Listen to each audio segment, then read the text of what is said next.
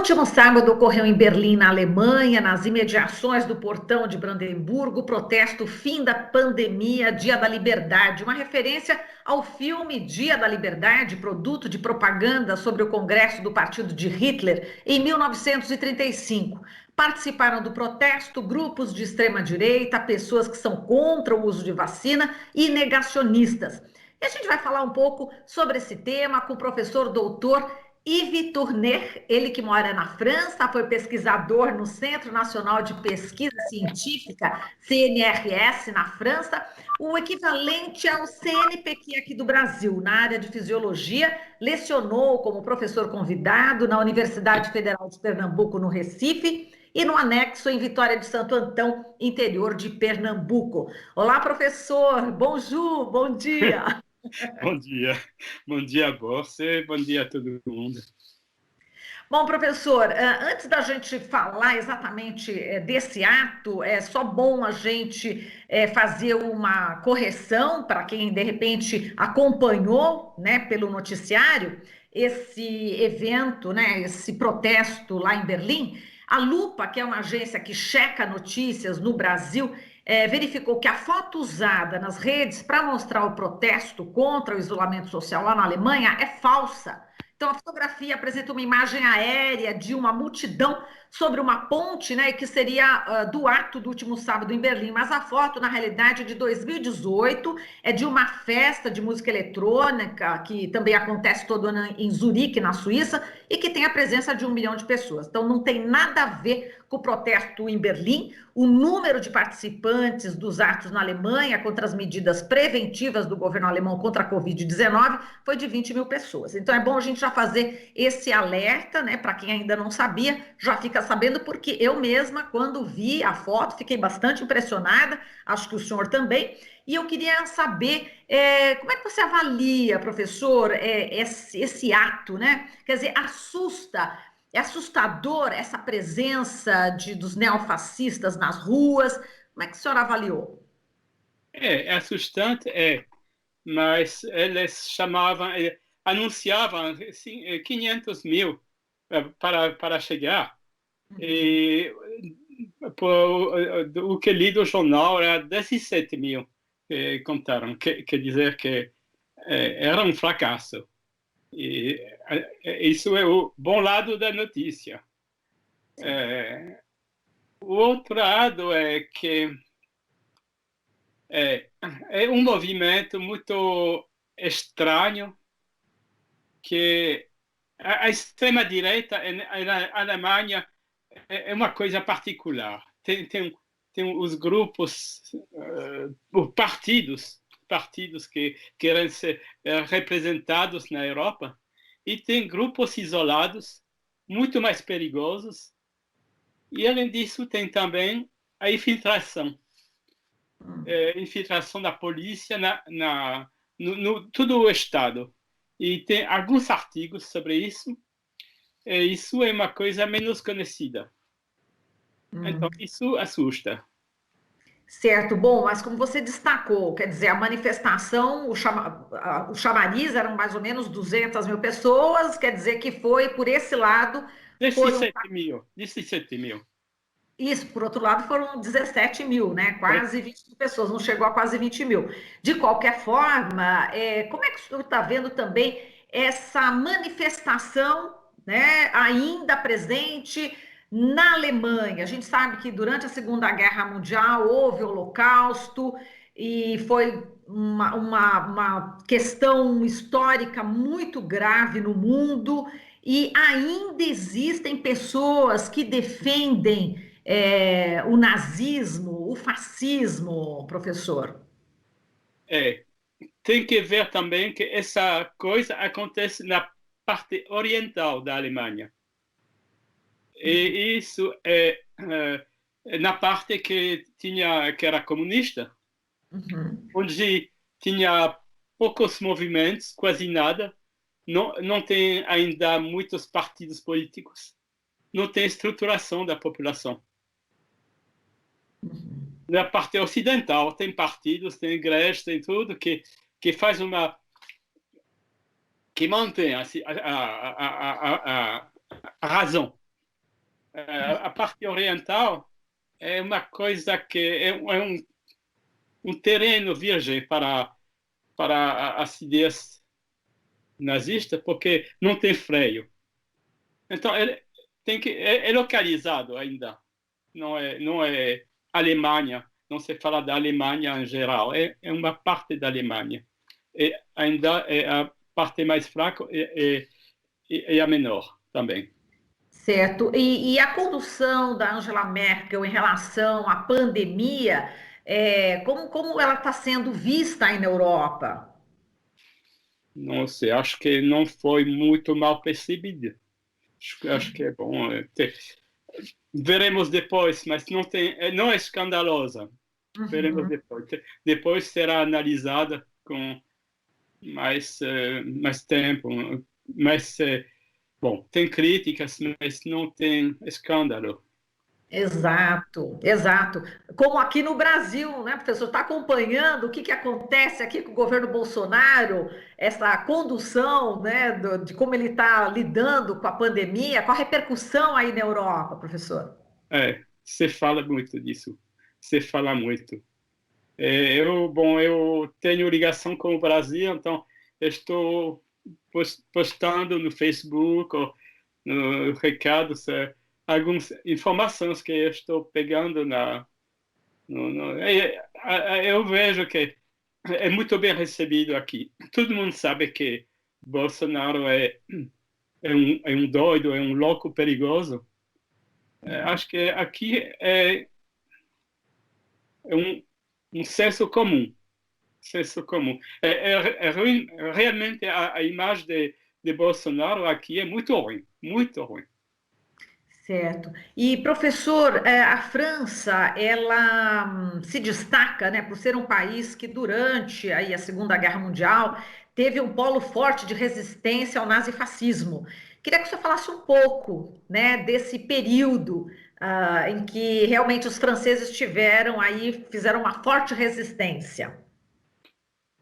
Bom, é, eu nasci 4 anos depois da guerra, do final da guerra. Então eu não vivi essa período, mas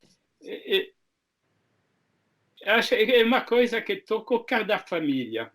Cada família, em cada família, acho que tem gente de um lado e às vezes gente do outro lado também, porque foi uma guerra civil. Não tinha toda a França de um lado e os alemães do outro lado.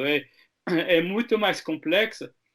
Acho que a maioria estava incerta, que não sabia de que lado ir, porque tinha um marechal que queria ser o pai, que era muito paternal, que queria ser o pai, e ao mesmo tempo que era muito católico, que queria justificar a política com essa culpabilização. A culpabilização, a base da cultura dele era culpabilizar os franceses porque eles aproveitaram demais, porque então é tudo a culpa.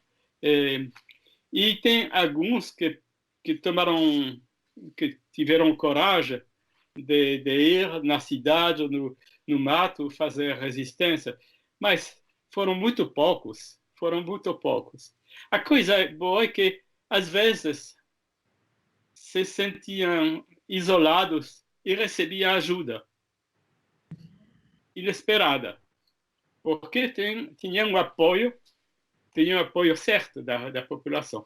O que sei, por exemplo, da minha família, na família perto, não tinha ninguém na resistência. Tem primos mais afastados que, que foram prisioneiros, como muita parte do exército francês foram prisioneiros. 2 irmãos escaparam, fugiram, voltaram para a França e entraram nos movimentos de resistência. Mas era pouca gente. Na minha família, e como em muitas famílias, o que se fazia era escutar às escondidas a rádio de Londres. Era escutar, era proibido. Então era assim mesmo um pouco perigoso, mas não era mato. realmente. Importante, professor, que você está destacando em relação aos meios de comunicação. Enfim, o papel do meio de comunicação nesse momento é muito importante, como foi nesse período que você está falando. Nesse momento, como é que você analisa também o papel, né, desses meios, do rádio? Hoje a gente tem a internet, tem as redes sociais, tem as fake news.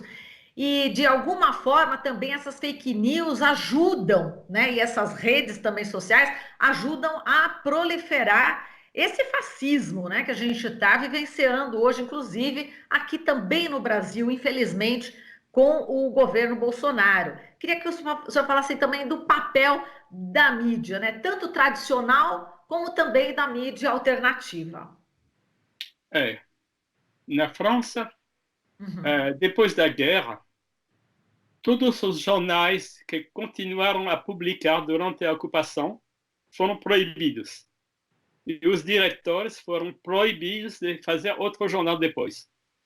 Então, toda a imprensa, ao princípio, era oriunda da resistência. Só que pouco a pouco se modificou e agora a imprensa voltou a ser, ela pertence a meia dúzia de pessoas, como no Brasil. Né? Mesmo. Bom, mas ainda tem uma tradição que existe, então tem alguns polos de resistência, tem jornalistas corajosos, tem isso. No Brasil, eu vejo as coisas diferentes. Quando eu fui a primeira vez no Brasil, o que mais me assustou foi a televisão. A televisão, achei realmente um desastre que nem podia imaginar. A Globo realmente... Então, as fake news no Brasil já estavam andando desde faz muito tempo. É uma tradição, desde o início da Globo. Então, temos coisas diferentes. Depois, a Facebook, porque não conheço direito os outros, Telegram e coisas, são coisas de jovens que ainda não deixo para meu filho, por enquanto. Mas a Facebook foi colonizado quase cientificamente por grupos como o Steve Bannon, que é uma praga na Europa como na América, do norte e do sul, que representa, não se sabe quem, ele não quer dizer, mas aparentemente são alguns petroleiros que estão atrás dele, não sei se... e ele tem muito dinheiro e muito conhecimento. Tudo que fez o Cambridge Analytica e coisas assim são coisas muito bem feitas.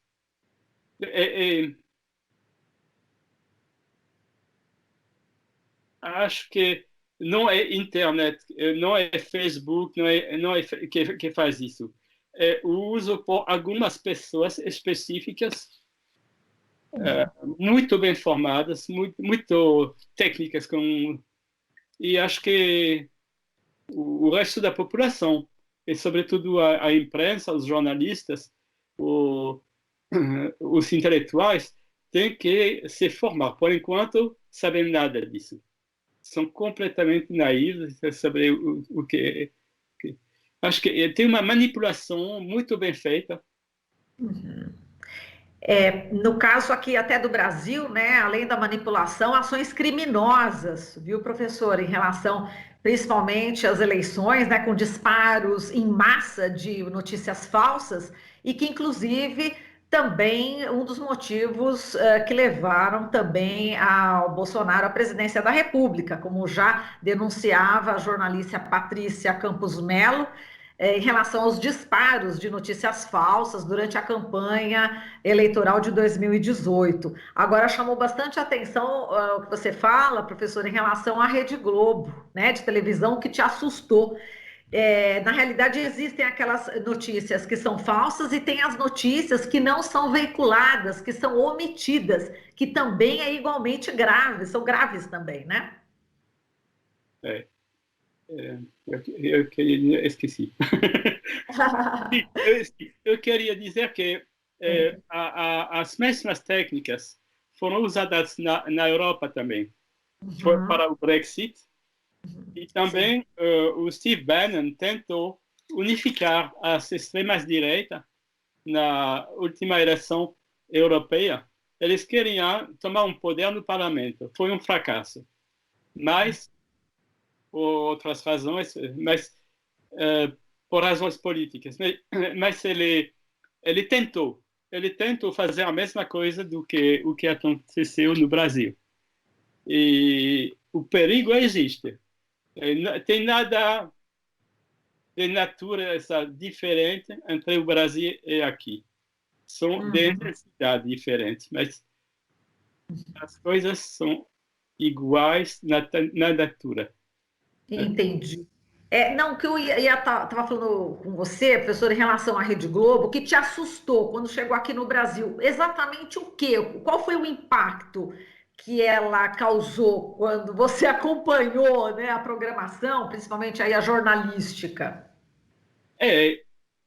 Eu sabia nada pouca coisa da política do Brasil quando eu cheguei lá, mas era tempo de color. Ah, sim. E o jornal do domingo só fala, do domingo de noite ou de segunda, não lembro, só falava do esporte que o presidente tinha praticado o dia antes. E achei isso tão absurdo, tão ridículo, que tinha outras coisas assim, mas e também uma coisa que me assustou é a desigualdade, que eu nunca tinha imaginado tão grande. Eu vi crianças magras pedindo esmola, querendo comida. E isso é uma coisa que, bom, eu sabia, mas eu nunca tinha visto de perto. E o fato que a televisão nem mencionava isso, era uma coisa completamente fora da tela, fora dos assuntos. E para mim era uma coisa muito forte, muito forte. Sim, e de fato é, professor, e é importante que a mídia retrate, né, essa desigualdade. Como você falou, na época, né, não se colocava isso, né, de uma maneira tão clara, tão evidente. Muito bem, foi um imenso prazer conversar, né, refletir um pouco sobre esse momento.